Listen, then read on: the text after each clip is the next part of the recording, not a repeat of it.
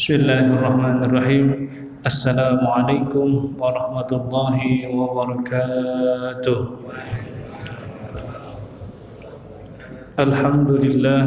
Alhamdulillahi wa kafa, wassalatu wassalamu ala sayyidina al-mustafa sayyidina wa nabiyyina Muhammadin wa ala alihi wa ashabihi ahli sidqi wal wafa.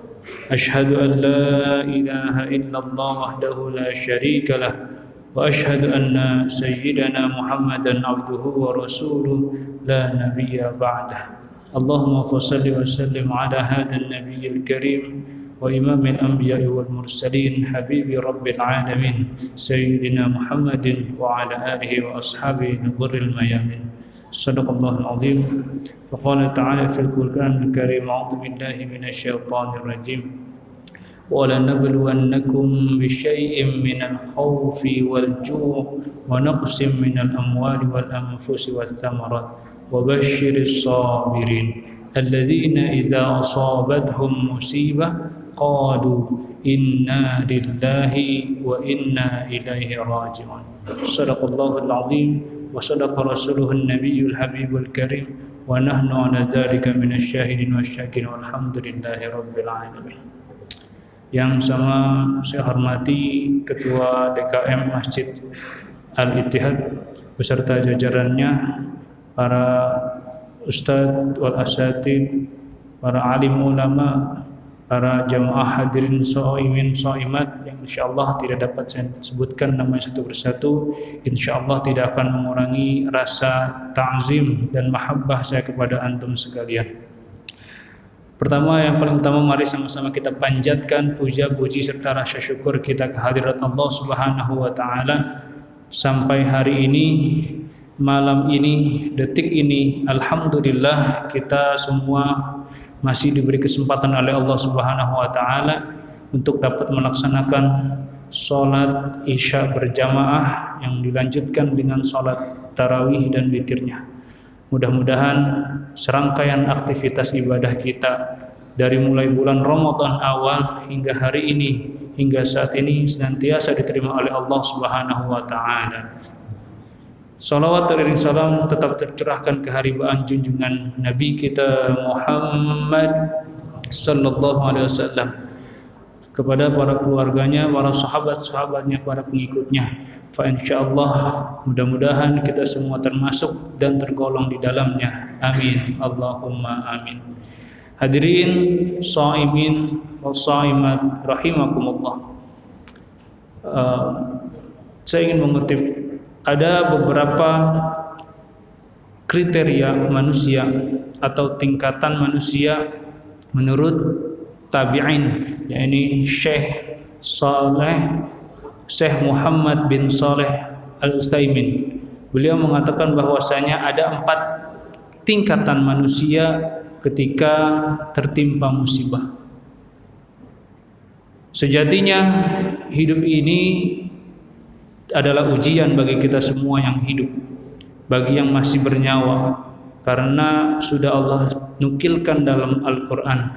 Dalam surat Al-Mulk Allah berfirman, "Allazi khalaqal mauta wal hayata liyabluwakum ayyukum ahsanu amala."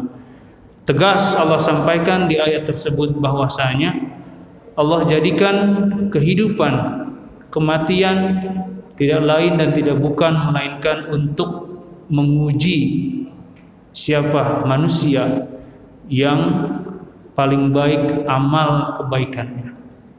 Jadi hakikatnya hidup ini memang adalah ujian.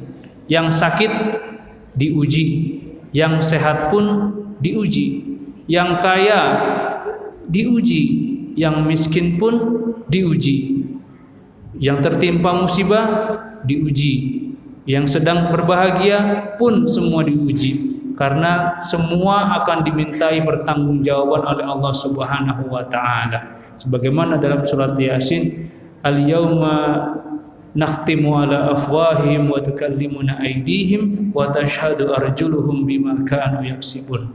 Dan pada hari itu ketika mulut ditutup, kemudian tangan kaki, anggota tubuh kita berbicara, semua mempertanggungjawabkan atas nikmat-nikmat yang telah Allah berikan kepada kita dan dipertanggungjawabkan pada saat itu.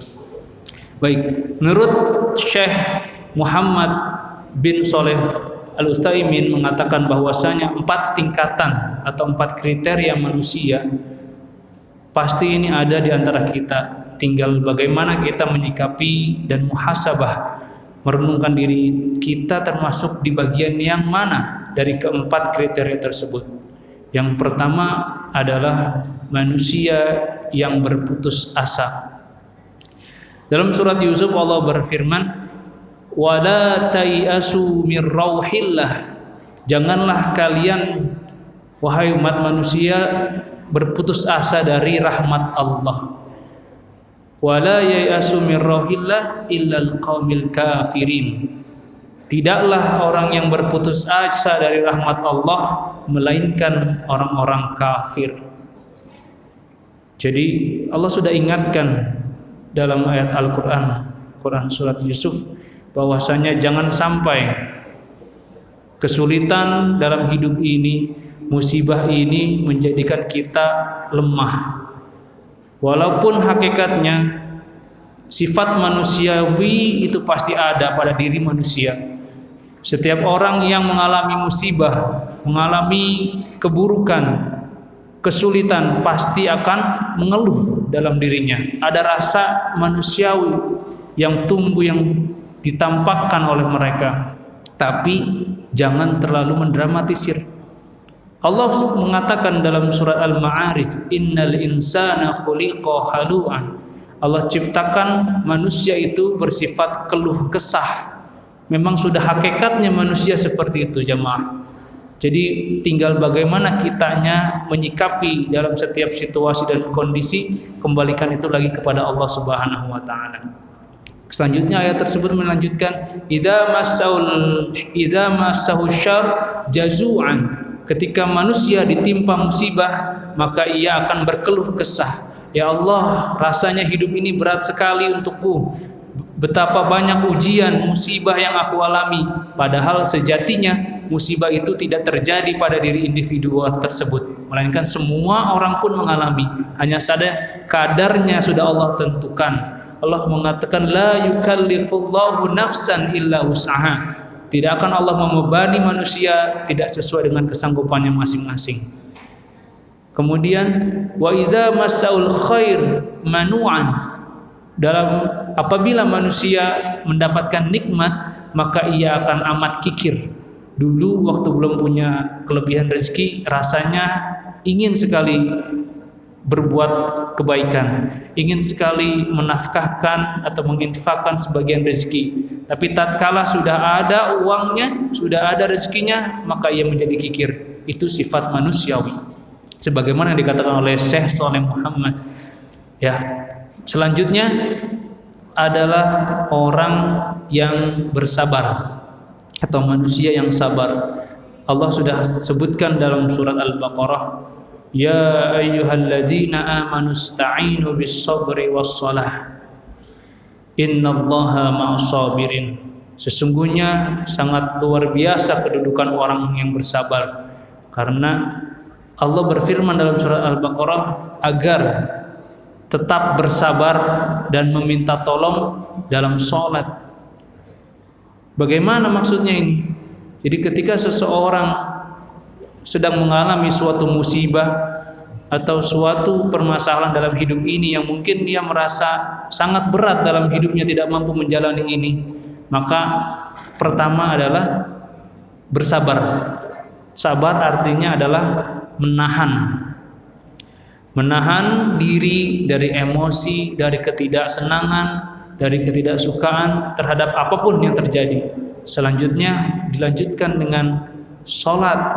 Maksudnya tetaplah istiqomah dalam melaksanakan sholat. Karena sebagian besar manusia ketika tertimpa musibah banyak yang goyang, banyak yang lalai, banyak yang akhirnya mengeluh kesah, tinggalkan semua perintah Allah Subhanahu wa taala. Bahkan yang terburuk adalah mereka tetap bermaksiat kepada Allah Subhanahu wa taala. Wal iyadu billah summa wal iyadu billah. Berbicara mengenai sabar, sesungguhnya ada 3 ketentuan untuk kesabaran ini. Yang pertama adalah as-sabr li ta'ah, yaitu sabar dalam taat. Maksudnya ketika kita melaksanakan perintah-perintah Allah, pasti ada rasa di mana semua aktivitas atau kegiatan yang kita lakukan itu membawa diri kita merasa jenuh.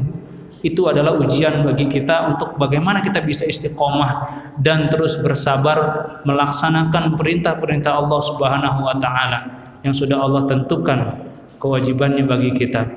Yang kedua, as-sabr lil ma'asi, yaitu menjauhkan diri dari perbuatan maksiat. Banyak orang yang bisa bersabar untuk melaksanakan atau mengerjakan perintah-perintah Allah, tapi tidak sedikit orang yang melaksanakan perintah Allah kemudian juga melaksanakan larangan Allah. Itu yang menjadi PR bagi kita semua. Bagaimana kita bisa menguatkan kesabaran kita untuk menjauhkan diri, menghindarkan diri kita dari segala macam perbuatan maksiat atau sesuatu yang tidak bermanfaat, apalagi yang sangat menjadikan diri kita terhina di hadapan Allah Subhanahu wa taala. Yang selanjutnya adalah sabar ketika menghadapi ujian dan musibah. Kalau sudah sabar dalam mengerjakan perintah, kemudian sabar dalam menjauhi segala perkara-perkara yang diharapkan oleh Allah, dan yang ketiga adalah sabar dalam menjalani atau menerima kondisi apapun baik buruknya, sesungguhnya itu adalah qada dan qadarnya dari Allah Subhanahu wa taala. Itu adalah kriteria sabar yang disebutkan dari 3 di atas. Selanjutnya kriteria manusia yang ketiga, shaimin wa shaimat, yakni orang yang ridho. Kata Syekh Muhammad Shalih bin Utsaimin, orang yang ridho artinya ia tahu, ia menerima bahwasanya ujian yang ia alami, yang ia rasakan merupakan ketentuan dari Allah Subhanahu wa taala yang harus ia lampaui, karena itu bagian dari qada dan qadarnya Allah Subhanahu wa taala. Sebagaimana Allah berfirman dalam surat Al-Fajr, ya ayyatuhan nafsul mutmainnah, wahai jiwa-jiwa yang tenang.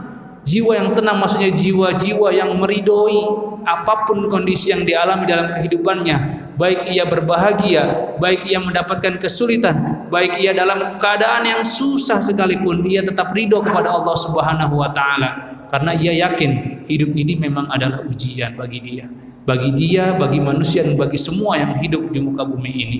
Makanya dari itu ia merasa bahwa ujian ini pasti akan berlalu, dan walaupun di dunia ia mengalami kesulitan yang begitu hebat, dia yakin akan meraih begitu banyak pahala di akhirat kelak.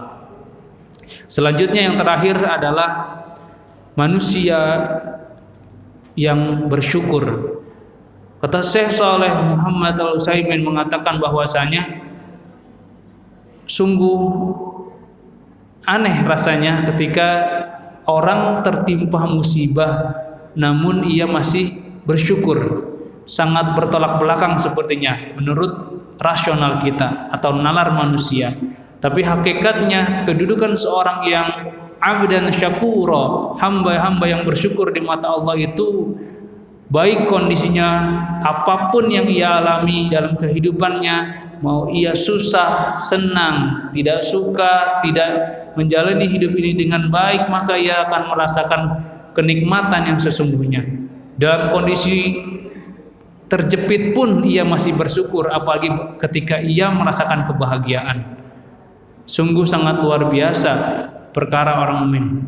Sebagaimana hadis yang disampaikan oleh Rasulullah SAW, ajaban li amril mu'min, sungguh menakjubkan perkara seorang mukmin ini. Inna amarahu kullahu khair, sesungguhnya segala sesuatu perkara itu sangat baik. Walaysa dzalika li ahadin illal mu'min, tidaklah suatu perkara itu melainkan dimiliki oleh orang-orang mukmin. Maksudnya orang yang memiliki iman di dalamnya, orang yang yakin adanya Allah Subhanahu wa taala. Kemudian inna wa in idza asabathum sarra syakara, apabila ia mendapatkan nikmat maka ia bersyukur, faka'annahu khairun lahu, maka sesungguhnya itu adalah perkara yang baik bagi dirinya. Wa in asabathum darra sabara, dan apabila ia tertimpa musibah maka ia bersabar. Hadis riwayat Muslim. Ya, sebagaimana Rasulullah SAW bersabda seperti itu, maka tidak ada sesuatu yang lebih baik daripada orang yang mukmin. Setiap perkaranya itu mengandung pahala, tergantung bagaimana kita menyikapinya. Apabila kita tahu, apabila kita mengerti ilmunya, maka kita akan bisa melampaui itu semua. Ketika mendapatkan nikmat, perbanyak bersyukur. Disempitkan nikmat, kemudian bersabar dan terus bersyukur. Mungkin 4 kriteria manusia saat tertimpa musibah ini yang telah dijelaskan oleh Syekh Muhammad bin Shalih Al-Utsaimin bisa menjadikan diri kita semuanya lebih berintrospeksi. Apakah kita tergolong dari orang yang pertama, kedua, ketiga, atau yang keempat?